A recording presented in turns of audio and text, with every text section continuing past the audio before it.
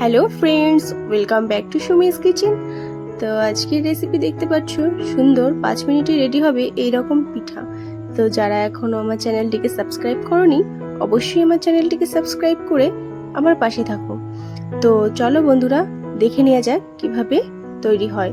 তো তার জন্য আমি প্রথমেই দুধ নিয়ে নিচ্ছি, যে কোনো দুধই হলেই হবে।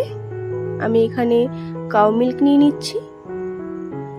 তো তারপরে চিনি দিয়ে দিচ্ছি, তোমার স্বাদ অনুসারে তুমি চিনি দিয়ে দিও। যদি মিষ্টি কেউ বেশি খায় কেউ কম খায়।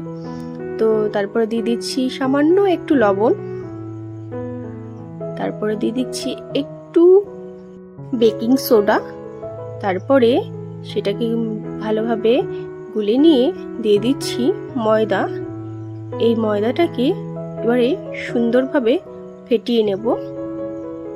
তো দেখতে পাচ্ছ আমি সুন্দর করে ফেটিয়ে নিচ্ছি।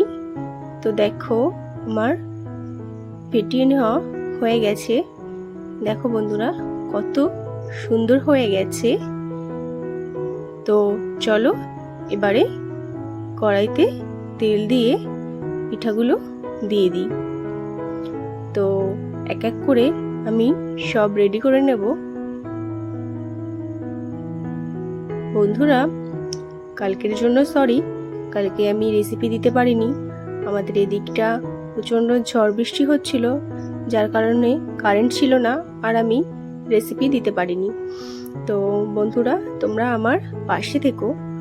তো দেখতে পাচ্ছ মাত্র 5 মিনিট হাতে সময় নিয়ে সুন্দরভাবে এই পিঠাটা তৈরি করা যাবে, যেটা ছোটরা বড়রা সবাই খুব ভালোবাসবে।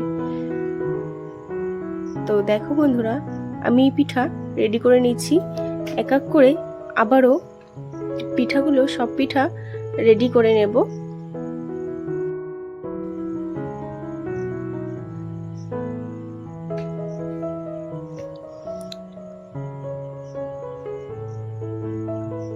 প্রথমের দিকে একটু গ্যাসের ফ্লেমটা হাই রাখবে এবং তারপরের দিকে লোতে রেখে দেবে। প্রথমের দিকে হাইতে না রাখলে খুব বেশি ফুলবে না, তো একটু হাইতে রেখে দেবে, তারপরে লোতে রেখে দেবে। তো দেখো বন্ধুরা, আমার পিঠা রেডি। মাত্র 5 মিনিট, মাত্র 5 মিনিটেই এত সুন্দর পিঠা তৈরি করে নিতে পারবে।